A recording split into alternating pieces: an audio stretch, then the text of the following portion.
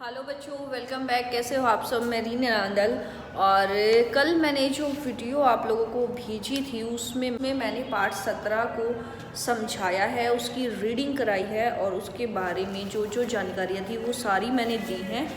Part 17 था विश्व की शासन व्यवस्थाएं, और मैंने अपनी बुक में भी अंडरलाइन करा रखी हैं और आप लोगों को भी पढ़ाते टाइम बताया था कि साथ साथ मेरे अंडरलाइन करते चाहिए। जितनी भी इम्पॉर्टेंट चीज़ें थी वो सारी मैंने अंडरलाइन करा दी हैं। और अब हम जो भी क्वेश्चन आंसर करेंगे, आज मैं कोशिश करूँगी कि जो मैंने अंडरलाइन कराया है मैं आपको उसी में से आंसर ढूंढ के बताऊँगी, ताकि आप लोगों को भी प्रैक्टिस हो जाए कि चैप्टर में से कैसे आंसर्स ढूंढने हैं। क्योंकि आप 5th क्लास में हो चुके हैं, 6th 7th में आपको खुद करने पड़ेंगे, तो आपको आदत होनी चाहिए इस तरह से करने की। तो चलिए पेज नंबर आप निकाल लीजिए 119। 119 पर पहला जो क्वेश्चन है वो दिया गया है, सरकार का क्या अर्थ है। अब मैंने जब पाठ पढ़ाना शुरू किया था उसके पहले पैराग्राफ में अंडरलाइन कराया था, ये देखिए। इसमें मैंने स्टार्टिंग में ही बता दिया था कि इम्पोर्टेंट क्वेश्चन आप अंडरलाइन कर लीजिए। और इसका आंसर है, सरकार एक ऐसी व्यवस्था है जिससे देश का शासन चलाया जाता है। इसमें एक भी वर्ड हमें इधर से उधर नहीं करना है, बिल्कुल पूरा का पूरा आपका यहाँ से और यहाँ तक एज इट इज़ आपको लिख लेना है। पेज नंबर है ये 116। 116 का पहला पैराग्राफ है। पहले पैराग्राफ की 1.5 लाइन छोड़ने के बाद अगली जो पूरी एक लाइन है वो पूरी की पूरी क्वेश्चन नंबर 1 के आंसर में आप लिख देंगे ऐसे ऐसे। सरकार एक ऐसी व्यवस्था है जिससे देश का शासन चलाया जाता है। अब फिर से क्वेश्चंस पर आ जाइए। क्वेश्चन नंबर है दूसरा, राजतंत्र किसे कहते हैं। वर्बली आपको पता है राजतंत्र किसे कहते हैं, जिसमें राजा शासन करता है और राजा के बाद उसका बेटा ही राजा बनता है और वो कानून खुद बनाता है और अपने 2-4 सलाहकारों के साथ मिलके वो शासन करता है। इसका भी मैंने अंडरलाइन करा रखा है, ये देखिए। ये है आपका फर्स्ट पैराग्राफ, फिर ये एक लाइन है, फिर दूसरा पैराग्राफ है। तीसरे पैराग्राफ की आपको तीसरी लाइन में आना है और ये देखिए, राजा के बाद उसका बेटा राजा बनता था की जगह आपको है कर लेना है। राजतंत्र के बारे में जब बताएंगे, कानून बनाने में अथवा उसे लागू करने में प्रजा की कोई भी भागीदारी नहीं होती, इसे राजतंत्र कहा जाता है। तो आपको पता चल गया कि राजतंत्र क्या होता है। आप चाहे तो यहाँ से शुरू कर सकते हैं, राजा के बाद उसका बेटा राजा बनता था, या फिर आप यहाँ से ही ले लीजिए, राजा शासन करते समय। थोड़ा सा यहाँ पे बीच में आपको चेंज करना पड़ेगा। राजा शासन करते समय अपने कुछ खास लोगों की मदद से कानून बनाते हैं। राजा के बाद उसका बेटा राजा बनता है। कानून बनाने में अथवा उसे लागू करने में प्रजा की कोई भी भागीदारी नहीं होती, इसे राजतंत्र कहा जाता है। ये पेज नंबर 116 पर है और एक बड़ा पैराग्राफ है, उसमें तीसरी लाइन से ये शुरू होगा और बस इतना सा ही है, 3 लाइन का ये हमारा आंसर है।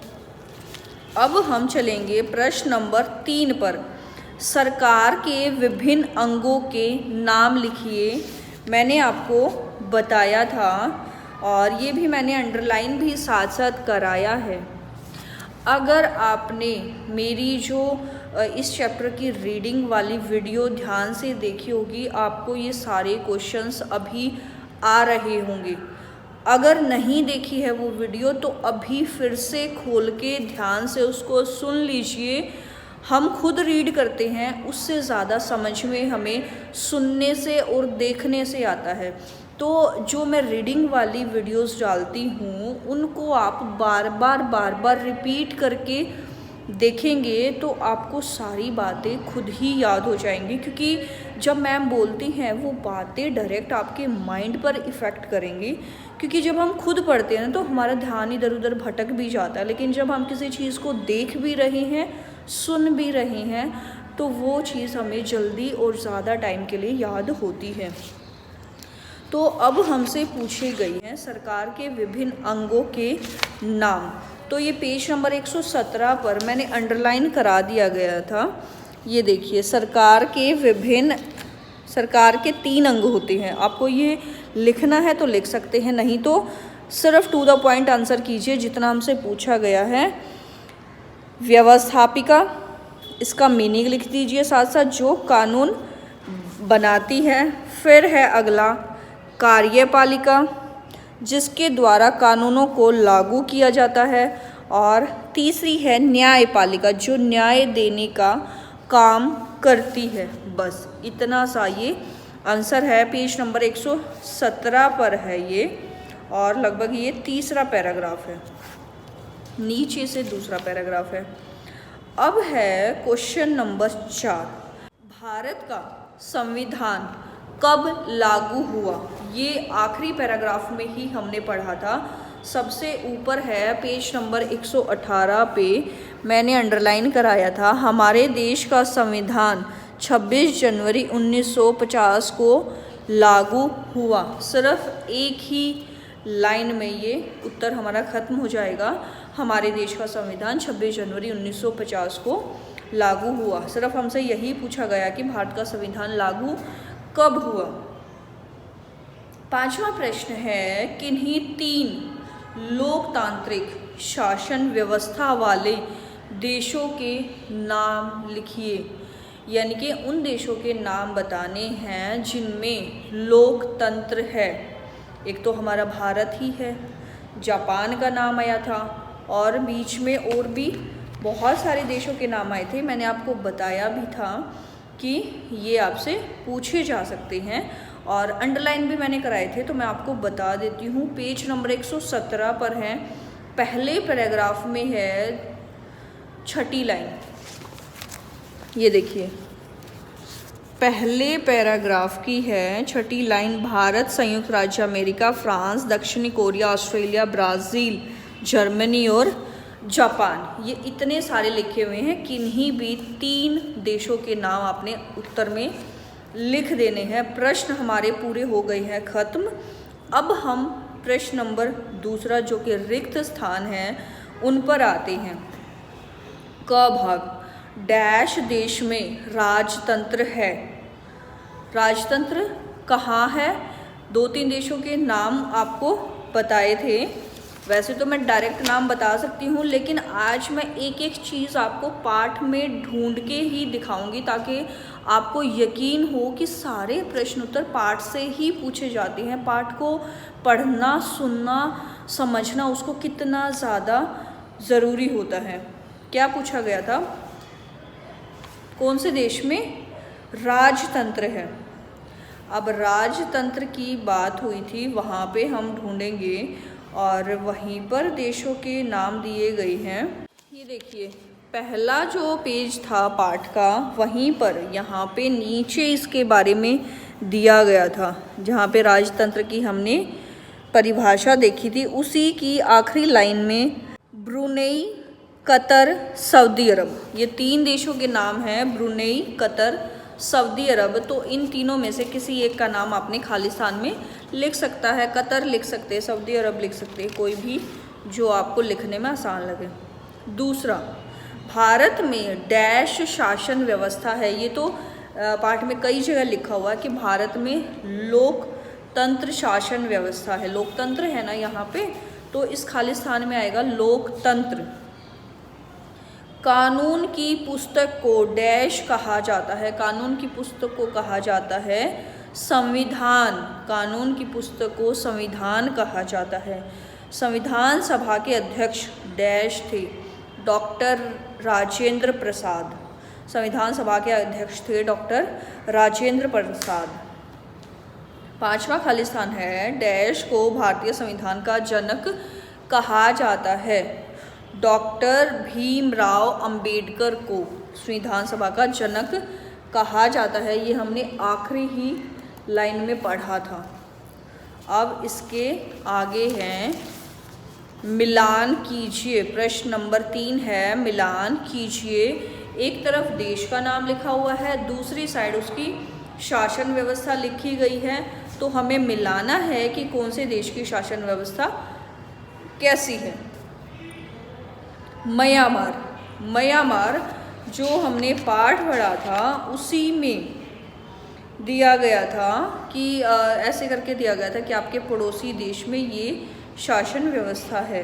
तो म्यांमार की शासन व्यवस्था कैसी थी, देखिए ये है पेज नंबर 117 पर दूसरे पैराग्राफ की पहली ही लाइन है कि आपके पड़ोसी देश म्यांमार में सैनिक शासन है। तो म्यांमार की शासन व्यवस्था कैसी है, सैनिक। अब है दूसरा ऑस्ट्रेलिया में कैसी शासन व्यवस्था है, ये भी हमने अभी पढ़ा था थोड़ी देर पहले जब मैंने 7-8 देशों के नाम गिनवाए थे, उसमें आया था। तो ऑस्ट्रेलिया में है लोकतांत्रिक शासन व्यवस्था। और तीसरा है सऊदी अरब का तो मैंने अभी लास्ट में ही बताया है, ये मैं जब आपको दिखा रही थी यहाँ पे सऊदी अरब लिखा हुआ था। तो सऊदी अरब में है राजतंत्र। तो ये हमारे प्रश्न हो चुके हैं कंप्लीट। अब इसके नीचे दिया गया है कुछ करने के लिए। भारत के राष्ट्रीय प्रतीकों का संग्रह करें। भारत के जितने भी राष्ट्रीय प्रतीक हैं उनको आपको इकट्ठा करना है। कोई भी फ़ोटो मिल जाए, कोई छोटी सी मूर्ति टाइप कुछ मिल जाए, तो उन चीज़ों को आपको इकट्ठा करना है पहचान के लिए, अपने छोटे भाई बहन को दिखाने के लिए, दोस्तों को दिखाने के लिए। अब आखिरी गणतंत्र दिवस की परेड के बारे में एक लेख लिखें। लेख लिखने का मतलब है कि गणतंत्र दिवस की परेड में क्या क्या होता है, वो सारी चीज़ें आपको एक लेख के माध्यम से लिखनी है। और सबसे अच्छी बात ये है कि अभी दिसंबर ख़त्म होने वाला है और जनवरी आने वाली है, तो आप जल्दी ही परेड देख भी लेंगे टीवी पर, और ध्यान से उसको देखना और फिर उसके बारे में एक लेख लिखकर मुझे भेजना कि तुमने परेड में क्या क्या देखा, क्या क्या हुआ, क्या क्या उसकी ख़ास बातें थी। तो आज का जो पाठ था हमारा हो चुका है ख़त्म, और मैं इसके खाली स्थान लिख देती हूँ बोर्ड पे ताकि आप लिखने में गलतियाँ ना करें। थोड़ा सा लिखना पड़ेगा तो इसलिए फटाफट से मैं लिख देती हूँ। पहला है सऊदी अरब,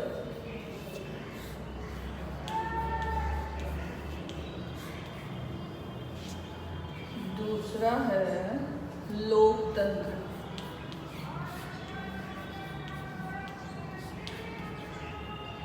तीसरा है संविधान,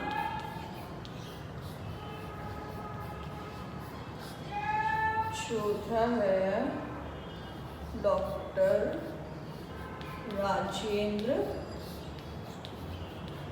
प्रसाद,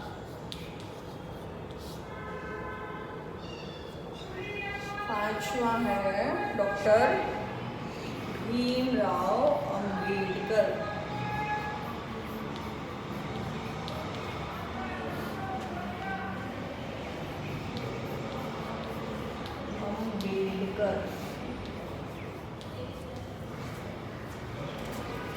तो पाठ हमारा ख़त्म हो चुका है। खाली स्थान मैंने आपके लिए लिख दिए हैं, जल्दी से इनको उतार लीजिए। मैम की वीडियो कैसी लगी है कमेंट करके ज़रूर बता देना, वीडियो को लाइक ज़रूर कर देना, और जल्दी ही हम मिलेंगे 18 पाठ के साथ। तो ये किताब अब हो चुकी है ख़त्म, सिर्फ एक चैप्टर बचा है, उसके बाद हम दूसरे सब्जेक्ट्स पर आएंगे। तो लगातार मैम की वीडियो को देखते रहना, और चैनल अगर सब्सक्राइब नहीं किया है तो साथ में लाल रंग से सब्सक्राइब लिखा हुआ है उसको दबा दीजिए, उसका कलर चेंज हो जाएगा, इसका मतलब सब्सक्राइब हो चुका है। और जब भी मैं नई वीडियो आप लोगों को डालूँगी तो मैम की वीडियो आपको मिल जाएंगी फटाफट। तो चलिए आज के लिए बस इतना ही था। Thanks for watching, bye bye.